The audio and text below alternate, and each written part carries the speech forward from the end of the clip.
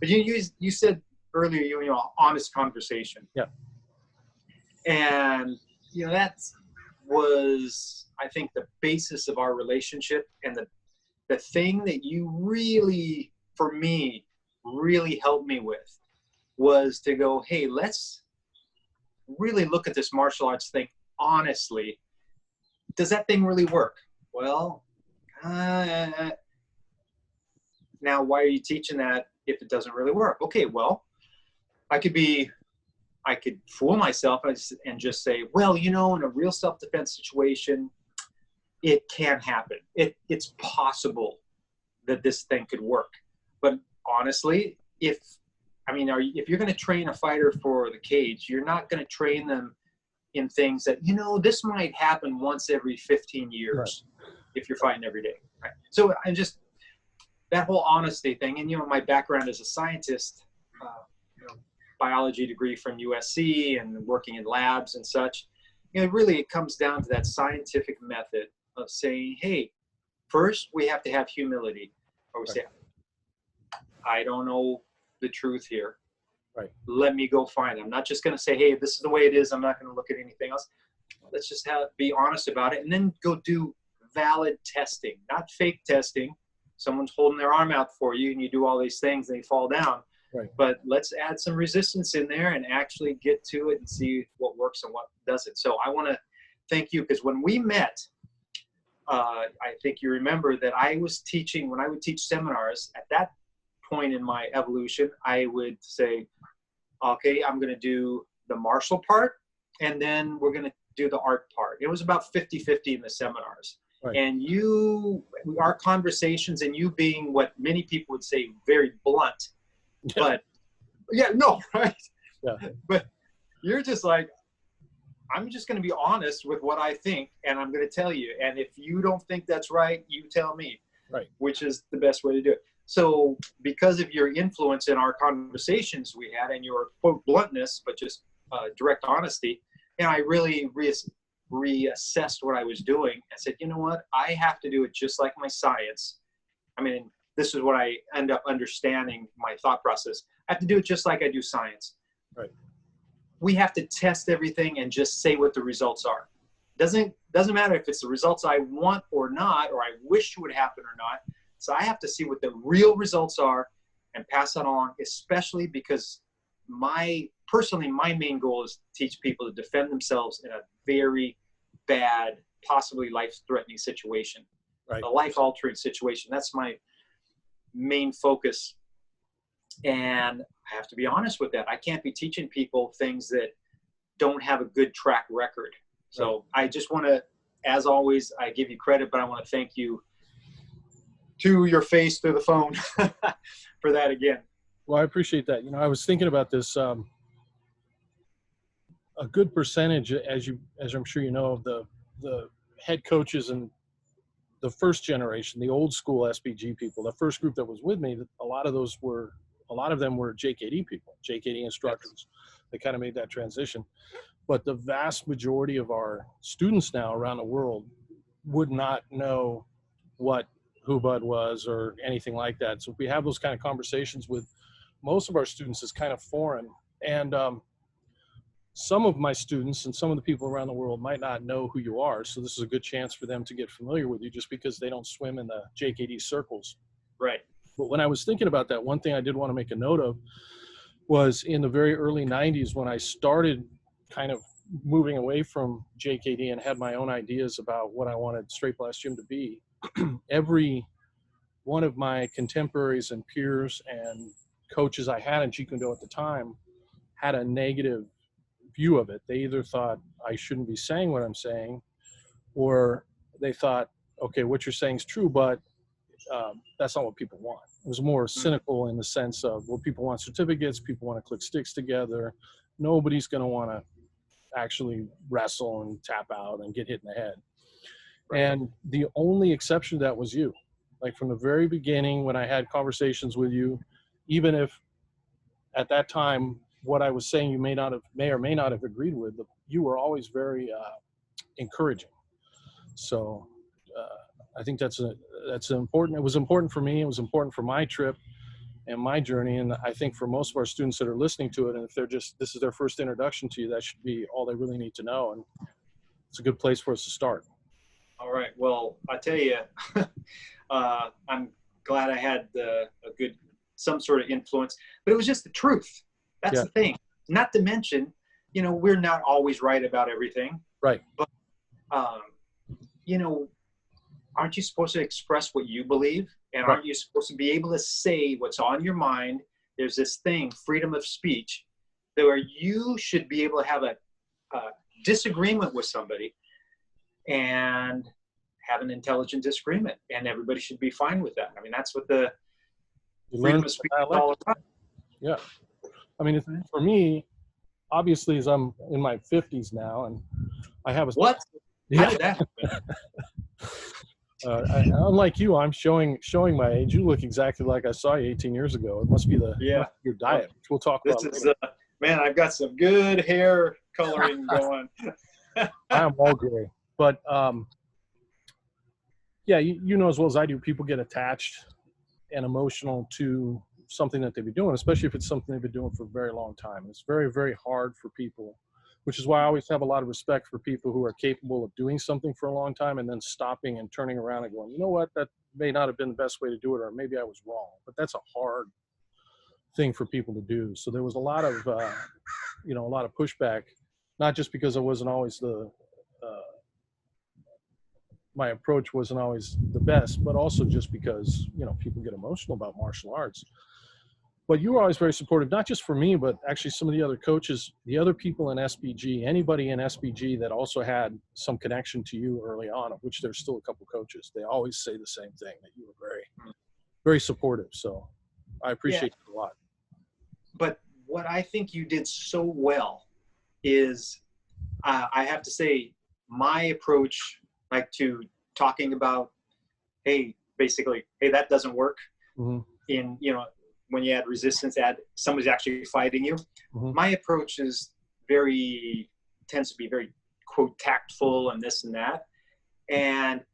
But see, you actually shook things up and made people think, and you actually got a lot of people, of course, a lot of people mad at you for saying the truth, but you also got a lot of people going, wait a second.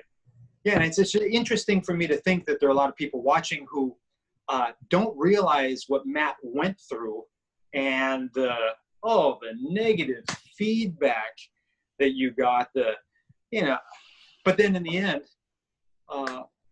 worked out well. The truth, right? Oh gosh, because we end up attracting people who think along our lines. Mm-hmm. And like you mentioned Hubud and all.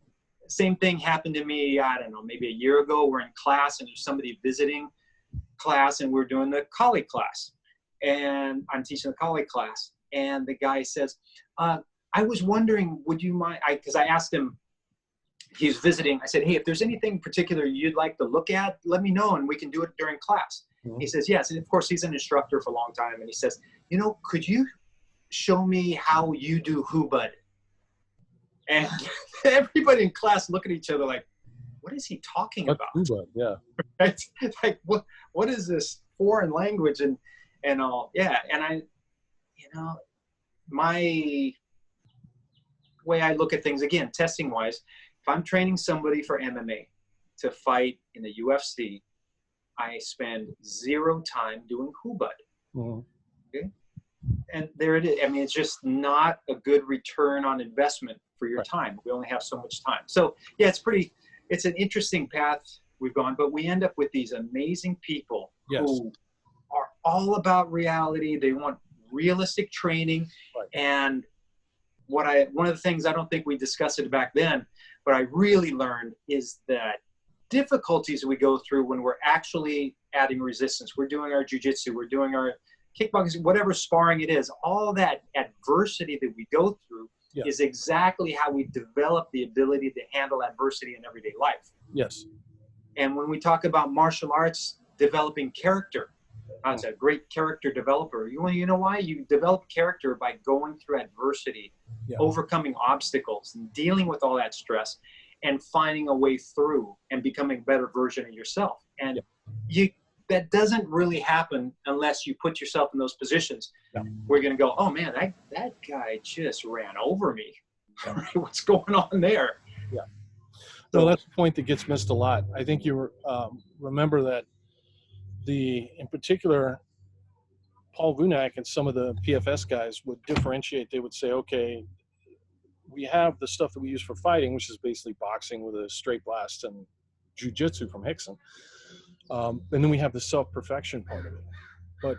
But to me, that was absolutely backwards, because the actual self-perfection, if there is such a thing, self-actualization to be found in martial arts, it's the net result of the struggles that you go through, the failure and the tapping and the circumstances where you're stuck underneath somebody and you somehow survive or not. It's the battles that you go through when you're training. And I don't mean when I say that, of course, I'm not talking about rough or in a way that promotes injury, but just that pressure. That's where all the beautiful parts of martial arts come from. That's what transforms, a young kid that might be autistic and have other issues going on, and 2 years later, after doing jiu-jitsu, they're looking people in the eye and shaking their hand, or people who've had, trauma in the past from assaults and things like that. I mean, jiu-jitsu is a beautiful thing for that, because, and that wouldn't be the case if we took the aliveness out of jiu-jitsu. So many people miss that. That brings up an interesting point, though, because one of the questions, and this is something that this wouldn't be a question, a conversation that I probably have with all of the coaches, because it's almost irrelevant, but with some of the older coaches who've been around since the start that also came from a Jeet Kune Do background, like Steve Whittier, as an example. He's actually the one that asked this question. But hey, Steve. Yeah. There are people, and you and I know this, there are people who can be fantastic fighters and still get bamboozled. They can watch a fantasy-based martial arts demonstration and not understand the nature of it, in the same way that you can have a physicist get bamboozled by a magician, like Uri Geller at the SRI Institute, because they don't understand the trick. But you'll also have occasionally, and I think this is rare, but you'll have somebody who's so talented that they could do just about anything and pull it off. Yeah, I mean, true. Connor, who's one of our fighters, could do probably whatever he wanted against the majority of people. And so sometimes when those guys become coaches, they will then pass along a whole plethora, a whole buffet of all kinds of different things. And there's a danger there of not putting it in context of, well, this will work because you have such fantastic skill sets in the delivery system of kickboxing or jiu-jitsu. I mean, jiu-jitsu black belt can do whatever kind of submission they want to a white belt, but that's not necessarily a validation of that submission in particular being efficient. And so there's a line there that is tricky to walk, and that gets complicated even more. And I think the best analogy here is religion. For example, if you're someone who's an atheist and you don't want to have that difficult conversation with your grandma because she's elderly and she still believes in the Catholic God or whatever, and you don't want to take that away from her, so you're being polite. And so combine the need to, or the genuine, I think, well-placed desire to be polite to someone whose feelings you don't want to hurt, with the fact that you can pull off different things because you have all the skill set. And sometimes those waters can be difficult to navigate. I agree. And I wonder how you do that. Main thing is put them in sparring, right? So they're, from JKD terms, because your roots are JKD, and I think your expression is so evident to somebody who really understands what JKD is about. You've gone your direction, amazing accomplishments you have, but when you put each person into sparring and they have to get their own experience, then they discover for themselves what works and what doesn't. And I believe the reason, someone was harping on me a long time ago about this thing called aliveness. I don't know if you met this guy, Matt Thornton, but it's really true. The whole idea is, Bruce Lee said, students are going to want more and more techniques until you make them spar. Right. And that's the way it is. Now, once you go from technique accumulation to focusing on performance under pressure, right. you have to find out what works for you and what doesn't work for you. Right. And speaking of great jiu-jitsu, you know, I'm good friends with Marcelo Garcia. Yeah. And one thing that's just always amazes me with him is, you know, his breadth of knowledge is incredible, but he has a very small set of techniques that he tends to do over and over again. And he tends to teach those the most because they've worked for him in absolute division against the best in the world. You know, he goes after the neck with no arm entangled with inside. And he does his north-south choke. He does his rear naked choke. His main attacks for him are those things that work well for him, and he has a very high percentage chance of getting to it. So once he gets in position, it's hard to escape that. And so he's always looking to get to those things. And I think that's a good example of, instead of him saying, hey, I'm going to teach a million things to you, he tends to teach a lot of different ways to arrive at those good points. But then in the end, we have to go do our own thing. And his students, you see some of his top competitors, and they don't have his same game. Right. That's perfect. Very interesting. I don't think he has a single black belt that plays in a way that if you didn't know, oh, Marcelo's his coach. You know, if you didn't know who his coach was. That's pretty common too. I agree with you 100%. And it's a non-existent problem in our own gyms or on my mat or when I'm dealing with people I'm actually coaching. So I mean it more in the standpoint of social circumstances. Mm-hmm. How do you navigate those waters sometimes? I understand. Okay. Well, I would go back to put them in sparring again. Yeah, because I've had a lot of conversations. And so what I tend to do is I say, well, how about we actually show me what I say is evidence, just like, you know, science. I say, oh, so do you have a video of that? Or can you show, because often I'll have somebody say, oh, you know, I can do this or that or da-da-da-da-da, right? And I say, oh, wow, that sounds really interesting. Can you send me a video of you doing that in sparring, or a video of someone doing that in, you know, like real, pretty vigorous sparring? And, you know, they usually I never get to see that video. Right. So I try to say it tactfully. Sure. And you're sincere when you're asking. I'm totally sincere, because I would really like to see the video, because if somebody shows me a video of how something is applied, then I'm going to say, thank you so much. I'm going to start working on it. Because, you know, we've both had that experience where we look at something, we go, no, that's just not great. Then later you go, oh, that's really good. I'll tell you, for all those doing jiu-jitsu out there, it was probably, 1986 or so, 86, 87, before the first UFC and all this. And I was training with Dan Inosanto, and Yori Nakamura is a shoot wrestling champion from Japan. And so it was a lot of groundwork. And he had this flow he went through. He went from this lock to this lock to this lock to this lock. No resistance, which was the issue. But there was this one, and, you know, I was like, okay, I see that lock, and this and that. But there's this one thing he did. And I remember back then going, oh, come on. I'm thinking to myself, how are you ever going to do that? How are you ever going to get the guy's head and one of his arms in between your legs and lock your leg over your knee, over your ankle, and all this, right? Triangle choke. It just seemed so absurd at the time, because I did not understand the context. Right. No understanding the context. That's why we should be humble. We should look at that and go, oh, you know what? There may be something out there. All we have to do is try it out. You know, when you fight a lot and you have a big fighting background, we can look at things, and we can definitely see things. We go, oh, man, that's just so difficult to pull off.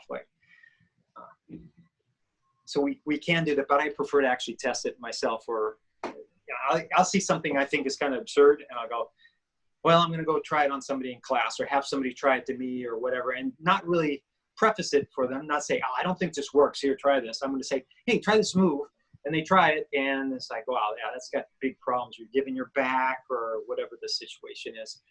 I know you're a big fan of Silat. The new Silat is Sistema, Bert. Oh, yeah, well, yeah, you've progressed on, right?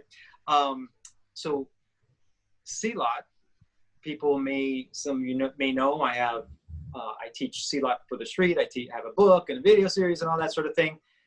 But it's all pressure tested stuff, and there's elements. And what I did, and I say it in the program and in the book and all that, is that I added wrestling elements into it. So if you look at there are a lot of things done in Silat that are really, if you understand how to grapple, you look immediately and go, oh, there's just never do that. You never, ever, ever do that, or you never do that, and you can see how they're moving and all. But there are some elements that I found very useful once I understood. In the judo, we have this idea of kuzushi. You're doing judo, and you have to off-balance the person. You tug, you lift, you pull, you push, and you off-balance it, and then you can do the throw. And in Silat, I realized that when you add the throat grabs and such, even in sparring, you can grab someone's throat and get them back. You have a lot more options. So there's some elements. But the main thing is you got to test it and see if it actually works or not, right? I mean, you actually have to see, does this thing work? Let me ask you, if you took the delivery system of wrestling, Greco-Roman or folk style, whatever structure you're using out of that curriculum, would it still work? Now that depends on which era or which type of Silat you're looking at. If you're looking at a lot of, that's a really good question. If you're looking at a lot of the Pencak Silat you'll see in certain parts of Indonesia, their training method is to hold their hand out and the other person does the thing and all that. So I don't think it's gonna work well. Right. If you look at some of the Silat based arts, like there's a video I have, somebody took in the late 1800s, I think it was, like 1890 something, and they're in Burma. And these two guys are out there, and they got people playing the music and the whole thing. They start moving around, and it looks like kickboxing.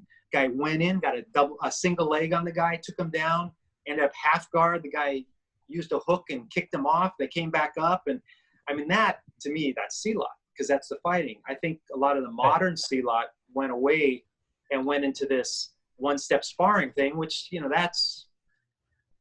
that's not happening. Right. Yeah, I've always had a kind of an issue with that, in the sense that, for example, I became friends a few years ago with a gentleman named Rokas from Lithuania. And Rokas was an Aikido instructor who had a pretty successful Aikido school and YouTube page. And on his own, decided, I want to test this out and see if it works. And he met up with a MMA guy and had a sparring session and realized immediately that none of it worked. And to his credit, he gave all of it up and went on a journey to try and find truth in martial arts. And we connected somehow. I think he messaged me, or maybe I messaged him about his video and started talking. He's he's actually the one who'll be editing this podcast for us. Oh, really? Well, hi, I have watched many of your videos and I really like them. I mean, I really, really appreciate the journey. Yeah, it's cool. Like we were talking about, that's a hard thing to do. Yes. And if I could just mention, I didn't mention it earlier. Yeah. I think the hardest thing is when you develop this self-image of being very special and you build up your self-esteem through being a certain thing in a certain martial art. You develop this status. Yeah. And then someone tells you the whole thing it's based on is not right. Right. Then you have a choice. Am I going to listen and go, hey, that's right? And then maybe I lose all my self-esteem. So yeah, people get so invested in that. So I highly respect that. Cause I mean, that's what I did, right? I was on the magazines and I did this and I taught these seminars, and then after actually working with you, after going through this thing, I was already done Dog Brothers. I was one of the original Dog Brothers, and I was trained with Egan and Ensign, and I realized, I said, you know what? I just can't teach all those things I did before. So I contacted all the seminar hosts, and I was going out about 3 weekends a month. I would travel for seminars. sometimes 4, but at least 3 weekends a month. And I contacted and said, hey, you know what? I'm not going to teach the stuff I did before. I'm just going to teach. And I told them how I'm going to teach this very functional, practical stuff. And I knew what was going to happen. I ended up doing maybe 1 every other month. But over time, it comes back because, again, we get those people. So, right. Yeah, I really appreciate that journey because that's really being honest. Yes, he's a completely, you can just tell from his videos, or if you meet him. I was actually having this conversation with my wife earlier, but he's totally earnest. I've always gotten along real well with people like that, even if I don't agree with them. But to circle back to what I was talking about, there is a tendency sometimes, and I think it's often well placed from, and Rokas didn't do this particular thing, but it's very common to then want to go back and rescue Aikido, to functionalize, for lack of a better term, Aikido.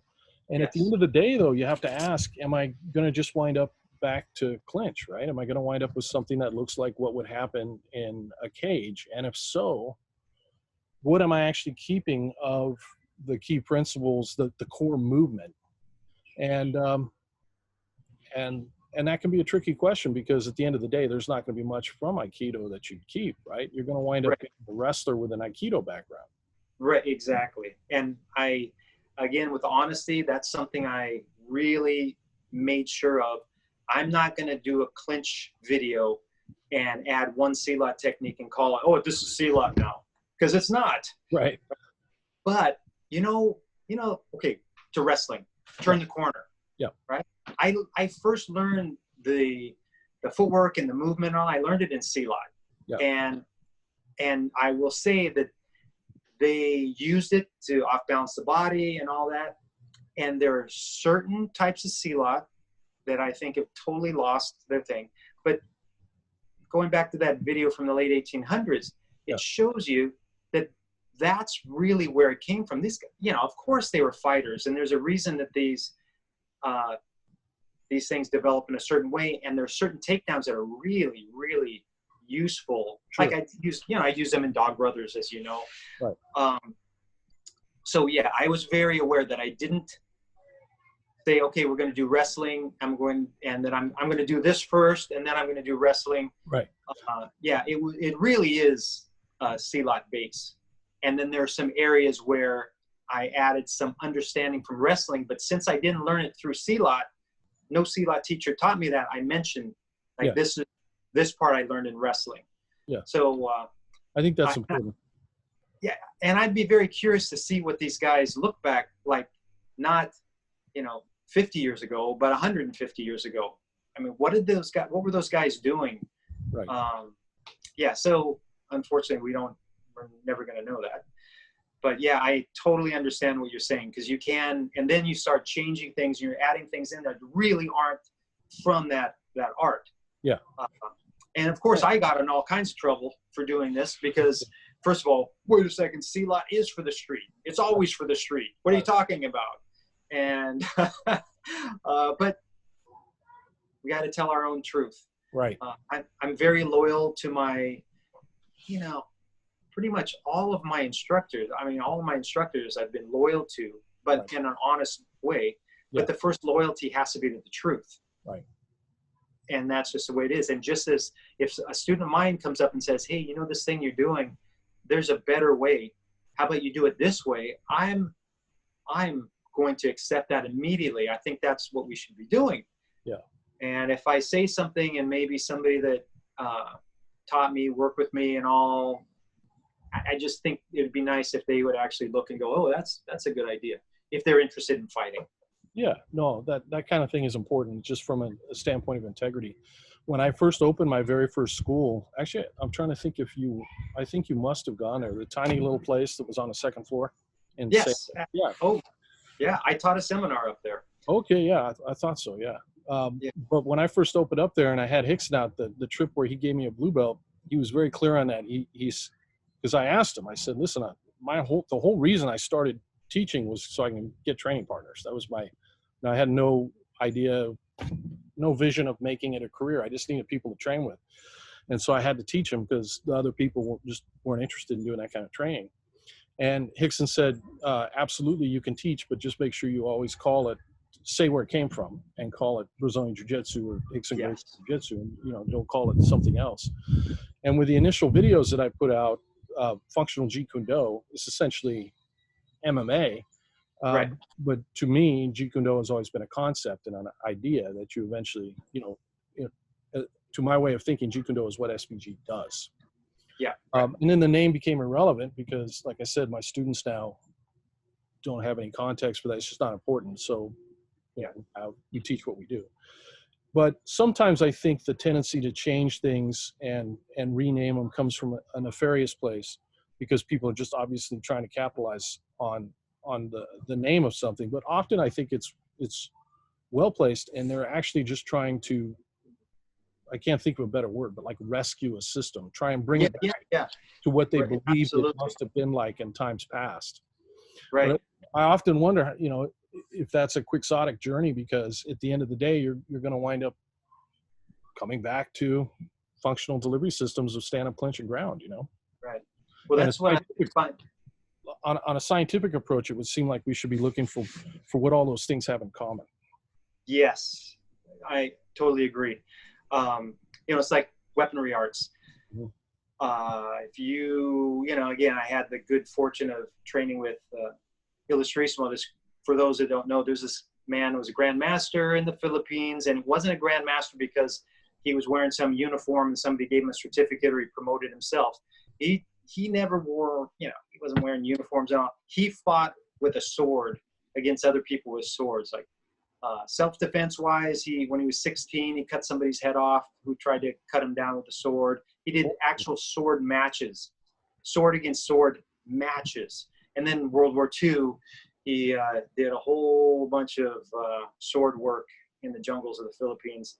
So a guy like that, if you look at him, and we're so fortunate we have video of him sparring he's probably almost 80 years old, and he's actually sparring, and you see there it is. That's what it looks like. That looks like what it's supposed to look like. And then when you see his other things, you go, oh, I understand how he's doing it, because it's all for fighting. He's not, sometimes you'll see a technique and all, but he would explain to me, he goes, yeah, you go here and you cut the guy, you have checked his hand, you cut his arm, but it didn't naturally absolutely disable him. You thrust at him, and then from there, he's weakening, he's pulling away, and that's when you do the disarm and you come back up. I mean, because there have been experiences where the guy falls down, the other person falls down too, you fall on their blade, and it's just like, okay, I see, again, you're talking about context, where it works, but his delivery system there's a lot of sparring because you have to play the game. It's about playing the game.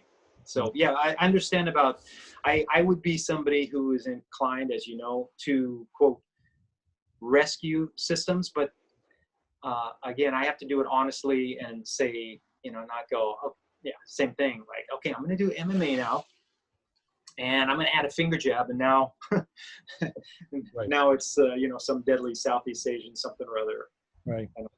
Well, I really haven't had anything to do much with the Jeet Kune Do world since those videos came out, and because I've been teaching my own thing, and the vast majority of seminars I do are at other SBGs. Occasionally I'll do something at another Brazilian Jiu-Jitsu or MMA school, but I'm just not in the Jeet Kune Do community. But and maybe I'm wrong, because you and I haven't actually talked in person, like we were saying, in probably 18 years. But just from looking at you from the outside and some of the work that you do, it seems like you still kind of swim in that community. And I don't mean in terms of techniques or what you're training. I mean social. Right. So you're going to have a much better eye on how things have changed over the last 18 years since I was hanging out with the Jeet Kune Do people. And how do you think it's evolved? What has changed, if anything? You would be happy to know that there is so much more functional training now. There's a lot more. There are still plenty of instructors that, they do the same old thing. the no resistance, no nothing. But there's a group, and a lot of it has to do with jiu-jitsu and MMA, that have gone, oh, we need to actually train this differently. So for those that don't know, I'm going to tell you a quick story about JKD. You know, you mentioned earlier, you think you're doing JKD. You're doing the concept of, Right. which to me is basically research and development.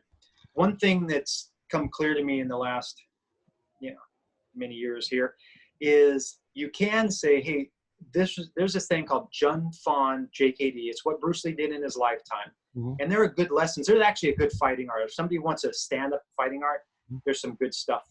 Mm-hmm. Very, very, very practical and things there. But the reason Bruce Lee evolved, and I'll make it very quick, he started with Wing Chun.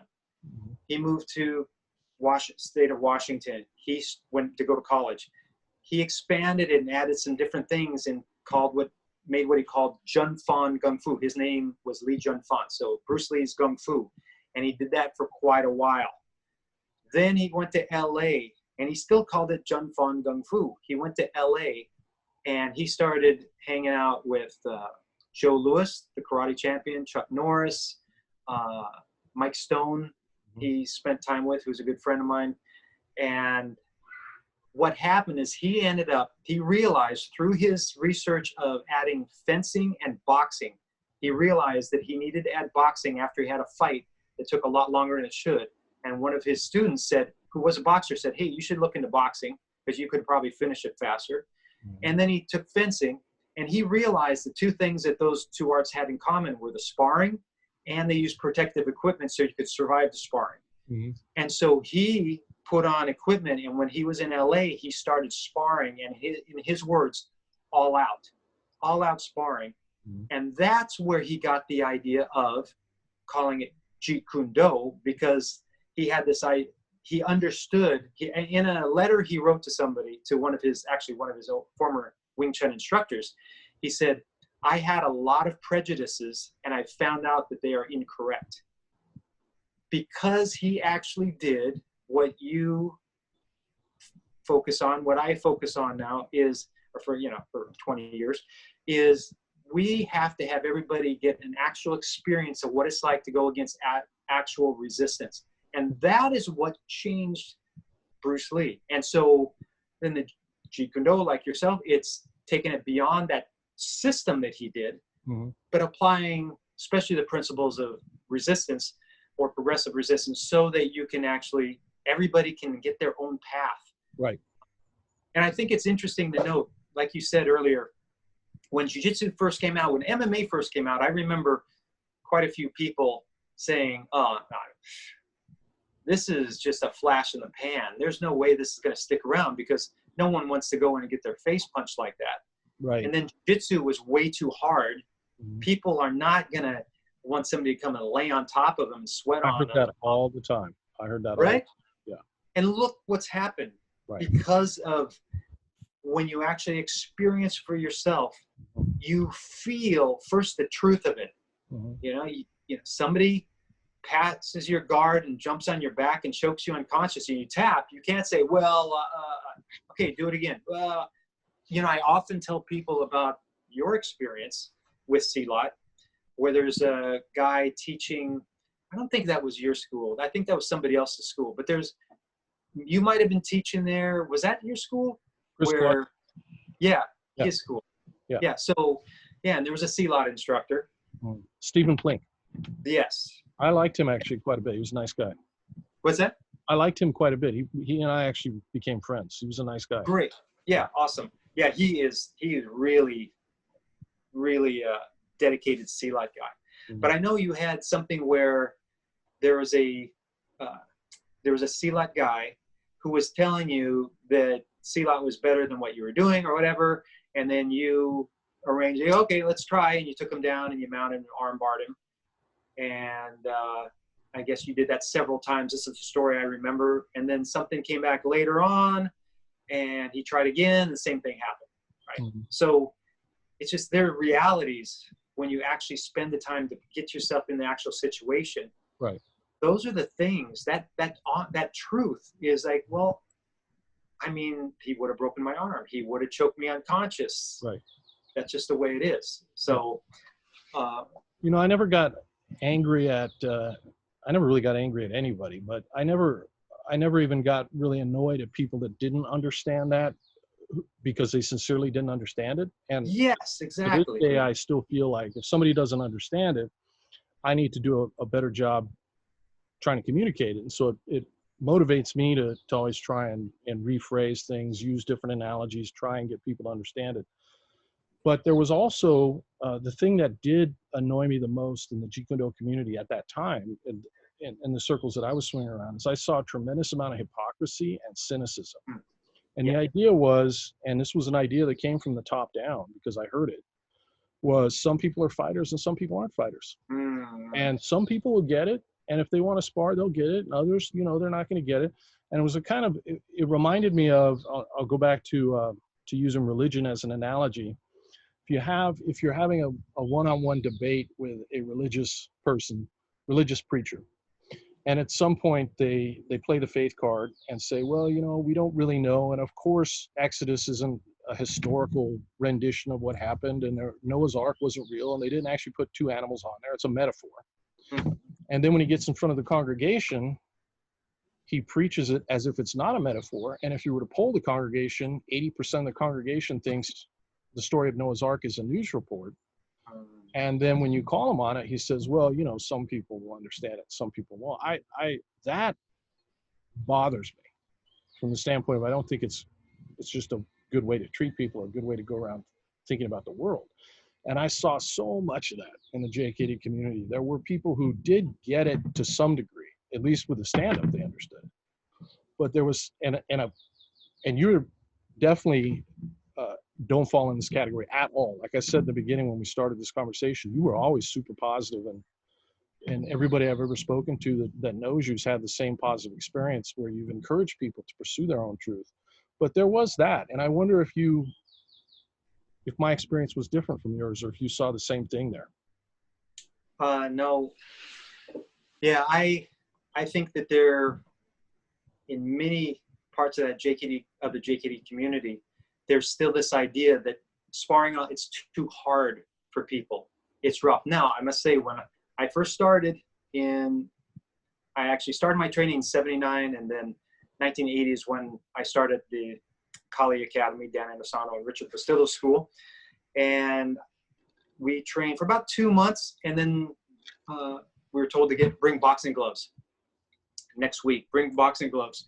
And so they would start a new class. They'd call everybody, hey, you're on the waiting list, we're starting a new class. So there are at least 30, I think there were more than 30, but at least 30 people started that class.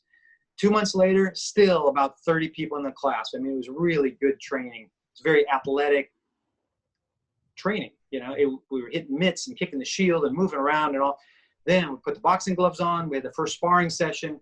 The next class, there were 7 people. And so there is that fear that, oh man, if, you know, some people just can't handle it. Maybe that's where it came from. I don't know, that kind of idea. But the truth is, if we do it intelligently, if we have people spar intelligently and add progressive resistance, vary the intensity, bring them along little at a time, just like you do in baseball. You don't take a 10-year-old and you throw, 95-mile-an-hour fastball at them. Right. You bring them along, and it's fine. But that's why in my classes, somebody comes in the very first day they spar. First day, but they just go open hand and they're going to touch top of the head, cover. And so already they're in that context of aliveness and feeling that they're dealing with a resisting partner. Right. So that's the context. But back to what you were saying, absolutely there tend to be in some people this, we can never say all, but there tend to be a lot of people like, oh, they can't handle it. And then there were people that didn't want to do it themselves. When I started doing it wasn't called Dog Brothers when I started. So this is full contact stick fighting, which is a helmet. Some have a little hand protection, sometimes a knee protection as well. You did it, and at your school. We did it together when you come up. Right, exactly. And so when I started doing that, there were a lot of people in the JKD community or the Filipino martial arts community there are a lot of people that are like, that's stupid, that's ridiculous, that's crazy, and all this sort of thing. I heard instructors telling students, don't go near those guys. Do not. They're going to try to get you to do that. Don't do it. It's a really bad idea. And I have to say, to be clear, Dan Inosanto was the one that let us stay after hours. Right. And Eric Noss told me this just recently. I didn't realize it, but he'd say, okay, yeah, he gave Eric the key, I believe, and he said, okay, lock up afterwards, no killings tonight, right? And that was about it. But he encouraged us because, this is a thing. Okay, I'm going to say my point of view, everybody. For those JKD people out there, I'm going to tell you my honest point of view. I am loyal to Dan Inosanto, and I love him. He's really been extraordinarily generous with me for decades. One night in class, when I was visiting LA, and I go to his class when I go to visit, and I spend time with him also, but in teaching class, he stops and he starts talking about sparring. And truthfully, when I come, he would tend to do more sparring things because he knows me, and that would be a cue for him to do sparring things in class or talk about it. And he actually said, there's a fighting art, and then there's just, there's the art. And because I like teaching the art. And he just said it like that. Mm-hmm. Like, I know it's, there's fighting. I just like teaching the art. Mm-hmm. Now, in my experience, a lot of times people are learning the art, but they think they know how to fight. Right. That's an issue. Right. That's what Steve's talking about, without providing the context. Do you say that every time you start that section? This is art, people. We're not going to be using it for fighting. I mean, it's a fine line. And pretty soon you have 90% of the congregation believing it's a news report. Yeah, that is an issue. And he was honest. He was honest. Oh no, he was totally honest. That was a beautiful. Not just on the side to me. He said it to the whole class. Yeah, a very large class. He said, "Yeah, I like teaching the art." Right. Then he went through a whole sparring progression that he got from Bruce Lee, of course, and this and that. I think you'd find this interesting, and anybody in the JKD world, is one night I remember at the IMB Academy in Carson after he finished teaching several classes, and he was showing everything, from Muay Thai, we were doing Muay Thai stuff, and then this and that, and all these amazing things he's showing. He's walking out 10 o'clock at night. He's with another guy. I'm there. And he stops and he goes, when it comes down to it, though, it's still this. And he did a low kick and a finger jab to the eye, just the basic, like, stop kick him and hit him. So he's very aware. This guy sparred with Bruce Lee, got knocked out by Bruce Lee several times. So he understands what fighting is, but according to what he said in class, he prefers teaching the art. Mm-hmm. Now, what you would like, I think, a lot, Matt, is at the academy now there's a lot of sparring. They have a lot of classes that have sparring. They have jiu-jitsu classes that, they're jiu-jitsu classes. There's technique and there's rolling. Right. So, there's been a lot of progress from our point of view as far as preparing people for fighting. I mean, if I rewind the tape, and one of my regrets from the early years of SBG is we trained way too hard. The head contact was way too extreme. The jiu-jitsu was too rough. We were learning. I was learning as I went along as a coach, but I definitely both subjected myself to too much contact, and more importantly, my students at that time. I think that was not that this is an excuse, but I think that was kind of how MMA was back then, and most of the other schools did the same. And that's how jiu-jitsu was too. Jiu-jitsu was too. When we did jiu-jitsu, everybody was thinking about fighting in a Vale Tudo fight when we were doing jiu-jitsu. It wasn't to do a tournament or something. Yes. We were training to use this to fight, and it was really rough. And I know I did not enjoy going to jiu-jitsu for maybe 6 or 7 years until I got good enough at it. It was just always like, I got to go. I just got to go do this. Yeah. And the biggest evolution for us as an organization, and for my other coaches and the top coaches in SBG, has been learning to train more effectively with less contact and far less injuries. And so I always try, and it's one of the reasons why personally, when I'm communicating with people about this, I actually try and steer away from the word sparring, only because all the things people envision when you say the word sparring. Yeah. My gym now, we probably have 35-40% female. I have purple belts that are training on my mat that are in their 70s. I'm sure where you're training is very similar. And I have competitive athletes who are better than any other generation of, Yes. every generation is getting better.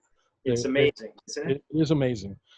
But, you can take an art and I love jiu-jitsu because it's there's so many people that do it now. And it's such a great way to explain teaching methods, because you can take how you teach jiu-jitsu and you can apply it to stick. You could apply it to anything.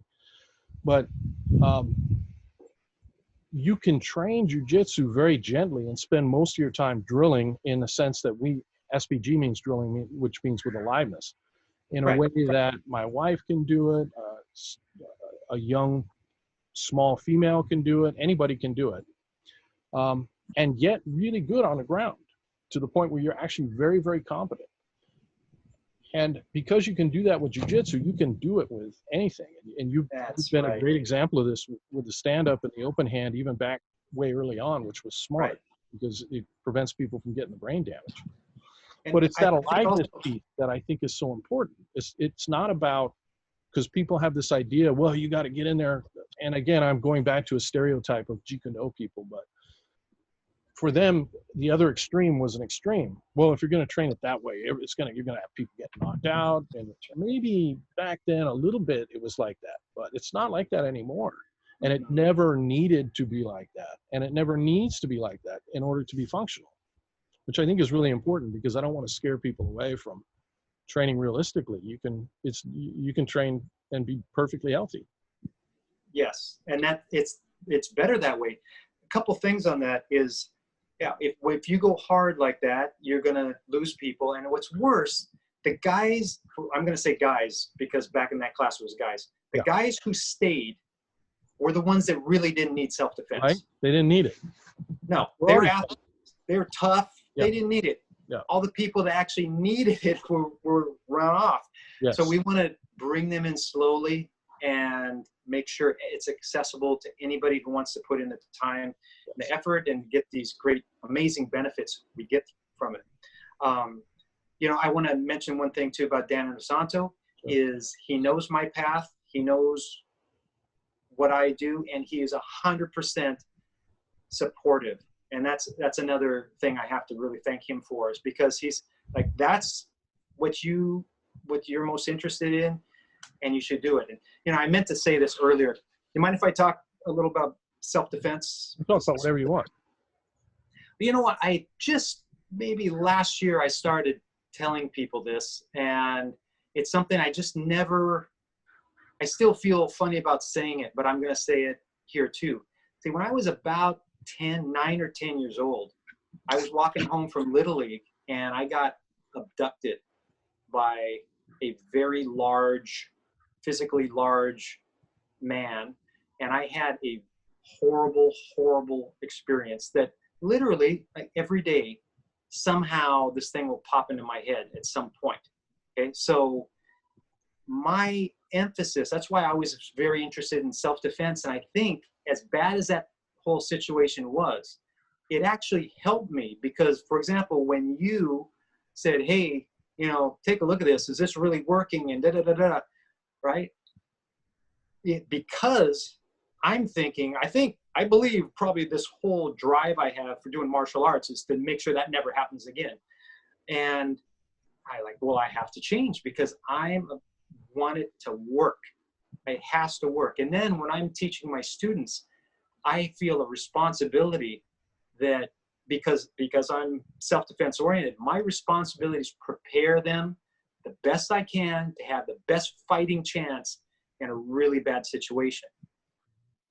So that's where it all came from. And if we're going to prepare somebody for self-defense, and when I say self-defense, I don't mean in a bar, guys get, I mean a bad situation, because someone's coming to do you real harm and such. If they just want to rob you, then you give them the money and whatever. if they have a weapon or something. So on that, I just want to bring up a couple points that I think people are missing when they're talking about real self-defense. And the first one is that we should look at the worst case scenario. You know, when we do jiu-jitsu, often some of the first things we learn is mount escape, because that's a really bad situation. When we transfer our jiu-jitsu into an MMA realm environment, again, context changes. Now our hand positioning has to be a little, say we're doing guard bottom now. Hand position has to be a little different, because if I just dig for an underhook, they're going to drop an elbow over the top. So we have to be checking the elbows and making sure we're in a position where we can't get hit with the elbow. When we transfer and go another step, we say, hey, self-defense, the most dangerous thing can happen is that somebody pulls out a pistol or a knife on you. So that's where we change hand positions again, and we change our focus to always assume that there's a weapon involved, and then not just know that that's the case, because a lot of people, I know that they'll train for self-defense. We're talking people that are training, they're law enforcement, maybe military, or whatever it is. What they want is self-defense. And they say, okay, we're going to train, and I know a weapon could come out. But as we know, if we don't train it, it's in our sparring, in our rolling, then we're not going to actually be ingraining the motions or ingraining the positions, ingraining the focus to always look for that motion. Oh, they're drawing something, or they're going here, they're drawing. So that's because I know you wanted to hear a little bit about the self-defense. I think that's the main thing that I've really added to the self-defense, straight self-defense realm, is that anytime we're kickboxing, clinch, or ground, or scenario, that's the thing. Self-defense, there's also scenario that we don't have in MMA, is that as we're doing this, we're always monitoring the hands visually from kickboxing range. In the clinch, we should really try to use it visual, but we want tactile also. We want to be grabbing, that's why double bicep tie, man, that is so good for self-defense. Against somebody much bigger and stronger, that double bicep tie still works. They struggle to get their arm out of there, and you duck to the back, and you're just a controlling really good thing. Space. Yeah. So that I just wanted to bring that up. My whole emphasis on self-defense. Oh, I do have a BJJ for the Street program that I think people would find very interesting, because it's all about what happens when there is weapons in the environment. What happens when someone's going to, okay, Vale Tudo, we had punching, elbows, headbutts. Then we add weapons. The possibility, there's a likelihood that they're going to bite you, so you have to be aware of that, and a lot of different things. Sure. But it's really jiu-jitsu based. Sure. But send me all those URLs, and we'll make sure we put them in at the bottom here in the notes so people can check that out. Okay. We've had some products like that too. Paul Sharp in particular has put some stuff out. He has a new video out. It's actually with BJJ Fanatics. It's Brazilian Jiu-Jitsu for self-defense. Awesome. And it does come back exactly to what you're talking about, which is controlling the hands. One thing he talks about, and Paul and I have talked about this quite a bit, is, one of the things we try and do at the gym is you're right. I think the vast majority of people that sign up don't sign up because they want to compete in a jiu-jitsu tournament or they want to fight MMA. They sign up for self-defense.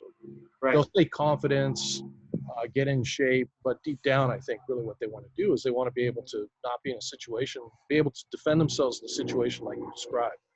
Right. And the tools are there. All the tools to be able to defend yourself in those situations are there, as is the appropriate training in Brazilian Jiu-Jitsu and in the clinch, as you know. They're all going to come down to the same fundamental clinch positions that you'd see in Greco or Muay Thai. But what gets lost, I think, is the focus. And just reminding students, like when our students first come to the gym and go through the introduction classes, the intro classes for Brazilian Jiu-Jitsu, every class that the conversation of self-defense is brought up. The context of self-defense is brought up. Because what I don't want to have happen, is I don't want to have, and I'm sure you've experienced this too, you'll have a blue belt or a purple belt he has some MMA training or she has some MMA training, she's talented on the ground. And because maybe they don't actually realize what they can do because they're constantly playing game versus game, jiu-jitsu versus jiu-jitsu, or MMA versus MMA, they're going up against other skilled fighters. They would think, oh, I need to go take a Krav Maga class to get some self-defense, you know. And in reality is you can take them and work the material I'm sure you're talking about, or what we talk about with Paul, or controlling the hands, controlling the inside space, and they can pick it up like that. And they can pick it up like that because he or she has 5 or 6 or 7 years training in that delivery system, and it just involves a little touch of dirt, you know. Whereas the flip side of that is somebody that gets so hung up on this is street and this is sport, they never really take the time to develop the solid skill in the delivery system. So they would not be capable of competing against another blue belt or purple belt because their whole focus is on the street. Right. And they may have the techniques, you know, but the actual skill set of the delivery system, the movement, the ability to put their body where they need it to be against resisting opponents, that's gone, right? Because that comes only from the delivery system. Absolutely. So I don't know, 5 years ago, 6 years ago, I actually became a Krav Maga instructor. Oh, okay. I actually didn't know that. I'm sorry. No, it's fine because again, it's the truth. But the guy I did it under, this guy near my mom, he actually is a real deal. He, after 9/11, when special forces from Canada and United States went to Israel to get training, he was one of the guys training these guys and all. So, you know, he's a real deal. But the great majority of Krav Maga, they never add resistance. Right. Or if they do some kickboxing rounds. And there are some that, I mean, Nir showed me video of those guys in Israel training, and they were just like we used to train. Like we're talking about head trauma and such. But it's the same thing. They're like, oh, I know how to do this, and then they start doing the like gun disarms where you're going here and all this sort of thing. But the same thing, pressure testing. So what I did was I would learn all these different gun disarms from Nir and from other people as well. And then what do? I go to Egan and we go, okay, we're going to train. I said, hey, before we train, let's do this. Here, you take the gun, you point it at me, I'm going to try to take it away from you. So I do it, and no chance. Then a month later, I have another one I'm going to try. I've been practicing it, right? I go, doesn't work. And then finally, there was one that worked. And I remember when I did it, I did this, and he starts laughing. He goes, man, do that again. Let's see, boom, I did it again, and it actually worked again. And then there's some things off it. So there's some really practical ones. Sure.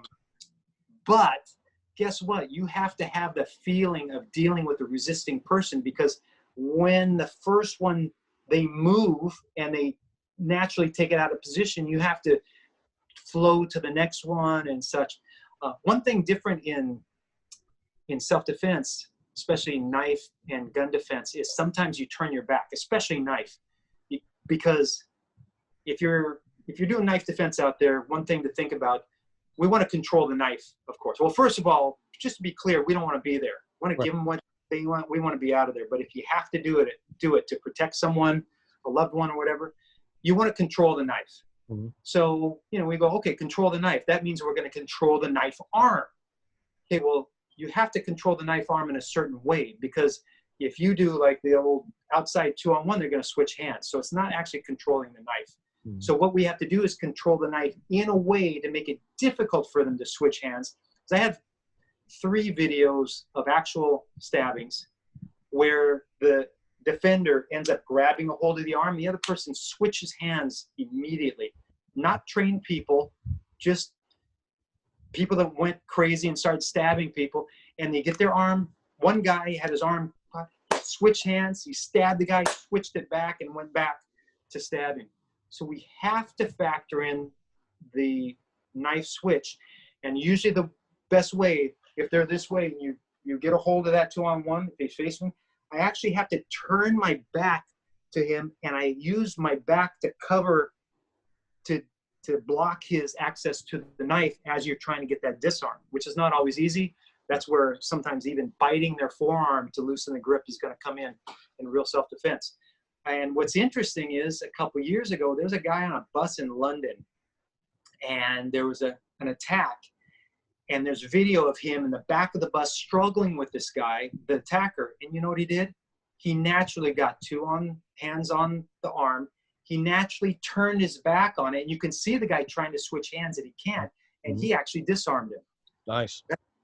It's the only video evidence we have of an actual knife disarm like that, unless the guy is like drunk and not moving. But yeah, so there's some adjustments. And then, yeah, I'd really say that it has to be expected. If someone just does, like you said, say, let's take somebody who's just doing MMA. They're doing MMA. If they get into a fight, they're not going to expect a knife. Even if it's here, you know, like, oh, I should expect a knife. That's why sometimes people are, you know, it's very common. People say, oh, I thought I was getting punched. Then I found out I was getting stabbed. I was actually getting stabbed. That's because they're not expecting the knife. If you train self-defense, that's why I emphasize the first focus is I assume they have a knife or they're about to pull a knife. So when I make my entry, I'm not just going in there neck clinch and slamming knees into them. I'm going in with that double bicep tie or whatever, wherever it flows to, whatever I have there. But I am expecting it all the time. And the reason I'm expecting it all the time is because that's how we do our training. Very often they stow a knife, or what I found, you know, Matt, how sometimes you go, why didn't I think of this 5 years ago? Always the best stuff. Right? It's always the best stuff. Always. And you know what it is? I would have people stow a training knife in their waistband or whatever, an invariable thing falls out during sparring. It's always falling out during sparring. And then I finally realized, we're not looking for the knife. We're looking for the draw. For the movement. We're looking for this. You don't even have to have a knife in your hand. Now, if you want to practice disarm, of course, yes. Right. But it should be all about coming in here. There's a struggle, and you're looking for that draw all the time. Yeah. So that's what we can do it without even any training knife, but it's something we do very, very regularly. Yeah. No, that's great. That, but as you know, and when I talked about that, we always refer to it as delivery system. But going back to jiu-jitsu for a minute, just to tie it back in with what you were talking about with Jeet Kune Do, and I'm really glad you gave that little history lesson on Jeet Kune Do and Bruce Lee, because there are going to be a lot of our students who many of them have no idea. They may have just been a fan and not recognize the fact that he was actually a martial artist, or what that initial philosophy was. But from a jiu-jitsu perspective, the training method must be alive. Otherwise, you're going to wind up with something that's going to look like Japanese jiu-jitsu instead of Brazilian jiu-jitsu. It's not going to be functional. And then the curriculum I like to maintain focus on is going to be fundamentals, because if you have skill set in the fundamentals, it's going to transcend these different venues. If your jiu-jitsu falls apart when you take the gi on or put the gi off, you don't have good jiu-jitsu. And so you can alternate between working self-defense, and you can do no gi, and you can do That's gi. right. But Absolutely. if the focus is on the fundamentals, it's going to be solid. You carry that skill set in the fundamentals with you wherever you go. And this is the tricky part, I think, sometimes when it comes to coaching. What I tell my black belts is, then when it comes your time to teach, don't teach your movements, don't teach what you're good at, but teach the fundamentals as well, to let them develop their own style. And the fact is, all good Brazilian Jiu-Jitsu black belts are going to have solid fundamentals in the core delivery system of Jiu-Jitsu. But by the time they become a black belt, everybody has a completely different expression of it. And to me, that's Jeet Kune Do. That was what Bruce Lee was talking about. If you learn the fundamentals, stand up, clinch, and ground, he may have called it kicking, boxing, trapping, whatever, but fight at all the different ranges, with and without weapons. And then through a live training, you will, over a long period of time and a lot of sweat equity, you're going to develop your own style. And that style will be unique to you, for not just how your size and how you're built, but I think more importantly, even people's personality tends to be reflected in how they do it. And jiu-jitsu is such a perfect example of that, because every black belt is really completely different. And so often one of the mistakes I see with jiu-jitsu instructors is they'll go back and teach what they're good at. And sometimes in their defense, that's because that's what people are asking for. But when you really focus on the fundamentals, being able to make a transition and train the way you're talking about is so easy and fun as well. It's so much fun. Right. I'll tell you, interesting, talking about jiu-jitsu, the classical jiu-jitsu self-defense, Mm-hmm. You look at it and you go, come on, that's just, I mean, there's parts of it there, guy throws a haymaker, you step in, you take him down. But then there's a lot of the knife and the gun defense is really, really poor. Some of the other things, because it's that old style of, okay, it's really bad. So I was in Hong Kong teaching a seminar, and it was at a jiu-jitsu school, and the owner of the school told a couple of his black belts they had to come to the seminar. It was a self-defense seminar, and they got there, and you could see they did not want to be there. They're doing it because the head guy said they had to, and these guys are both from Brazil, mm-hmm. and they did not want to be there. Mm-hmm. And as soon as I said, okay, we're going to do this, and the first thing I showed was like, okay, we're on the guard. Somehow you end up there, which is bad. Hopefully you're going to be on top, but say you're guard. Guy pulls a knife, you get a 2-on-1, you get to your knees, you turn your back, and you're on your knees there and do that. And they're looking like, what is that? You're turning your back and all. So then I had them try it, and they started playing with it a little bit with little resistance, and they started laughing and smiling, and they're having so much fun. And the guy looks at me, he goes, oh, with the knife, it's good to turn your back. It's good to turn your back. But it's because when we actually play the game, it's fun. Right. We forget sometimes that people sign up for sports because they want to play the game. Mm-hmm. They've found actually recently that, I think it was rugby, they were having all these kids in the countries that do rugby. The training for the kids that are coming up, they're going to be the next generation of players. They got so heavy into drilling that the kids were bored and they stopped coming. Mm-hmm. And this guy who is trying to change all that, basically is saying, look, not basically, what he's saying is, they signed up to play the game. You got to let them play the game. Yeah. And then do some drills to make their game better, which is exactly what we do. But I think jiu-jitsu is such a good It is. It's a great experience for the JKD, understanding what JKD is about. Yes. It's just, it's really a brilliant. Yes. And because you can prove it if you have to gently, right. Separates it out. Good point.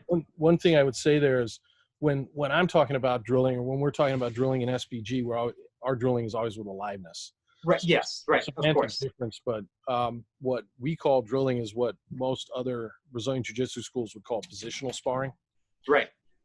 Which is still playing the game. We're just playing one aspect of the game at that moment, but that's what makes it so fun. It's never blind repetition of a movement over and over and over again, which is boring, in addition to being sometimes profoundly unhelpful.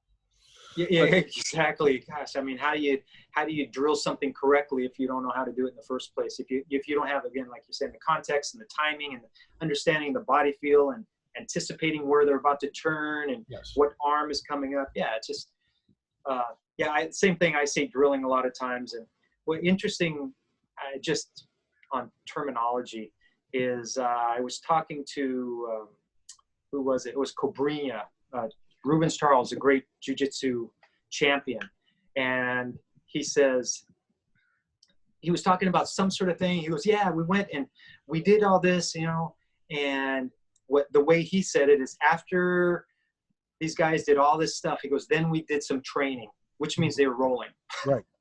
Right. And that's enlightening, right? Training is rolling. The other stuff is kind of lecture knowledge or whatever, but that's where it always actually comes to. Right. I didn't talk to you about time, so if you need to, whenever you need to get off, you just let me know, and we'll cut it there. I don't want to. I probably have another 5-10 minutes. Is there? Okay. Well, let me go through some of the questions that some of the other guys sent in. Great. I'm happy, though, to be honest with you, I'm happy to hear about what you're saying about the Jeet Kune Do community. It's encouraging. It's really, why though?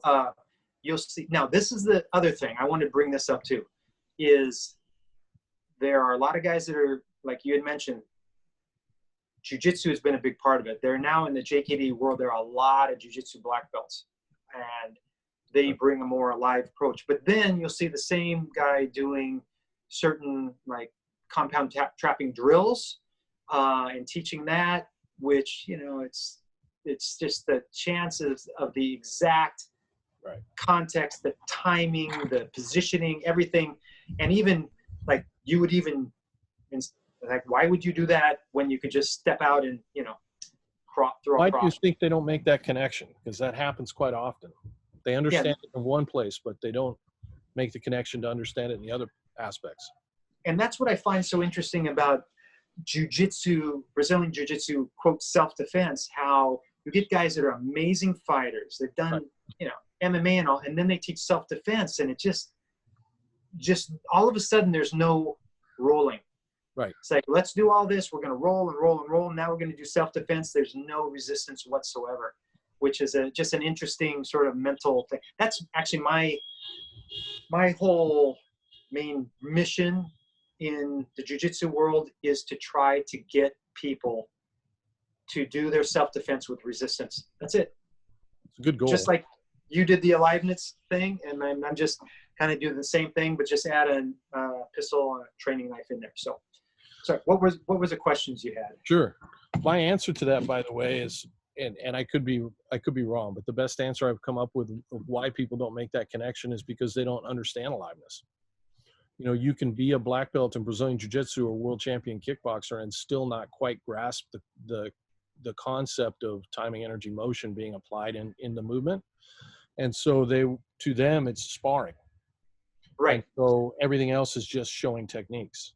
And that critical drill stage that every other sport has gets lost. But yeah, okay. No, I agree. It's really interesting to see that people have gotten to be world champion level training a certain way, but they don't understand why they've gotten that far. Which is actually, I think, even more common with super talented athletes very often, because they haven't had yet the time or interest to go, I wonder why I can do that so well, you know. Yeah. They're competing all the time. Ray Price, one of my black belts, great guy, I think knows you from way back. His question was, if you were to go back in time, rewind the tape 20 years, what advice would you give yourself as a younger martial artist? Get in there and do your sparring right away. Safely, you know, like we were talking about, we went through some really rough sparring times because we didn't know any better. Mm-hmm. But yeah, I would have just said, hey, get a real focus on doing combat sports, and then changing the tools allowed to make it more street self-defense. And then, of course, adding scenarios too, because a lot of times in street self-defense, it begins with somebody being aggressive, or these different ways the scenario can start. You might be in an ATM, but once you start fighting, it's stand-up clinching ground. Yeah. But I would just say, I would just train in a much more alive way, just like I train baseball. You know, I'd hit the ball off the tee, I would take batting practice, and I'd go play the game, then make adjustments and do it again. So that's how I would have changed it. That's a very pertinent question. Yeah, the follow-up was, and I think you probably already answered this, but what was the biggest change you've seen in the Jeet Kune Do community? Yeah, I would say that there are people, a lot more people are embracing the idea of pressure testing. I call it pressure testing, but, you know, getting in there and actually playing the game. There's a lot more of that. I think that's kind of being forced on them because so many Brazilian Jiu-Jitsu black belts are out there. I think that's the main drive.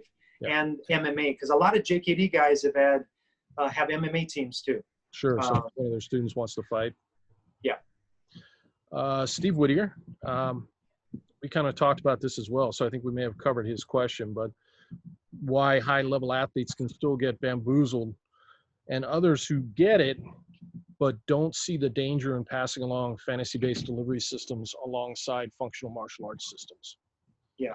Which I think so that bamboozled thing, gosh, I don't know. I think I believe that there is a desire to believe the magic there, that there's somehow, you know, something that we don't understand. It's like, oh, it's amazing.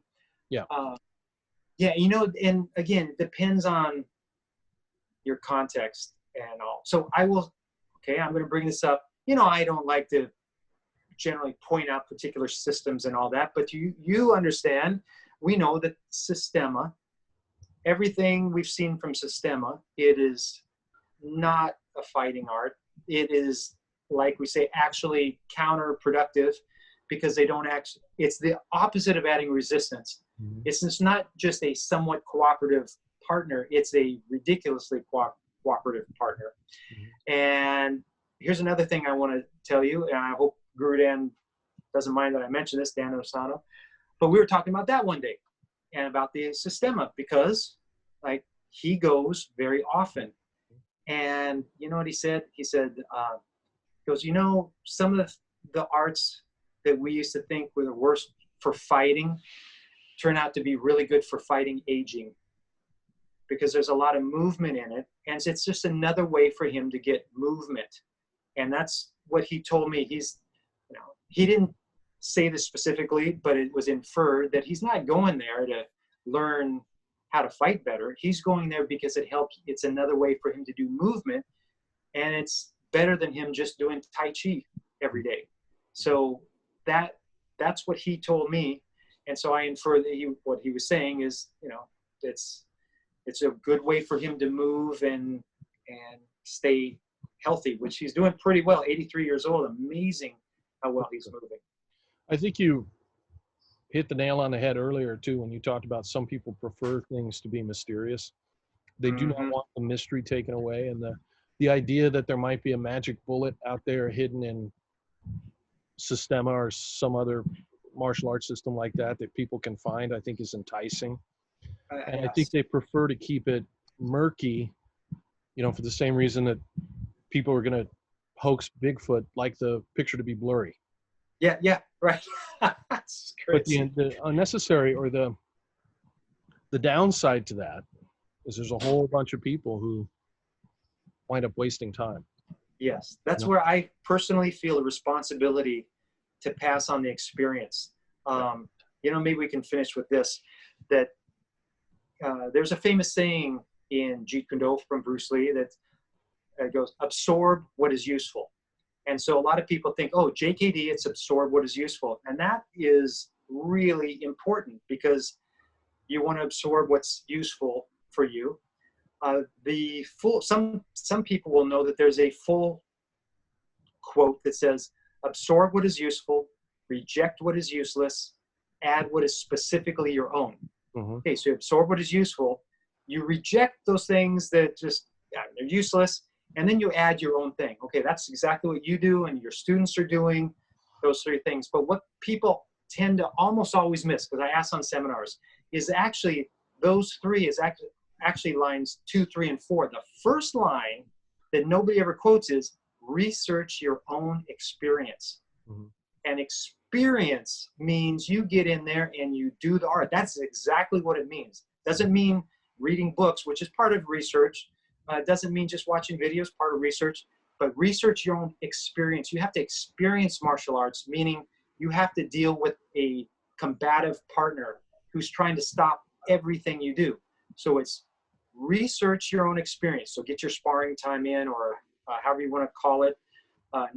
It can be fighting too. That's very valuable, but not for everybody. Research your own experience. Then you can know what is useful. How do you know what to absorb if you don't actually get the experience? Mm-hmm. So research your own experience, absorb what is useful, reject what is useless, add what is specifically your own. And I must say, man, Matt, thank you. You've really helped me so much, because you have lived that for a very long time. Well, thank you, Bert. And I'll just finish it up with what I said in the beginning. It's awesome to talk to you after 18 years. Let's not make it another 18 years before we talk. Yeah, really. I've still got a bunch of questions, so maybe we can do this another time in a couple months or something and catch back up. And also, I want to, make a note that before SBG started, and right at the point where I started to begin as the organization in Oregon, you were the only and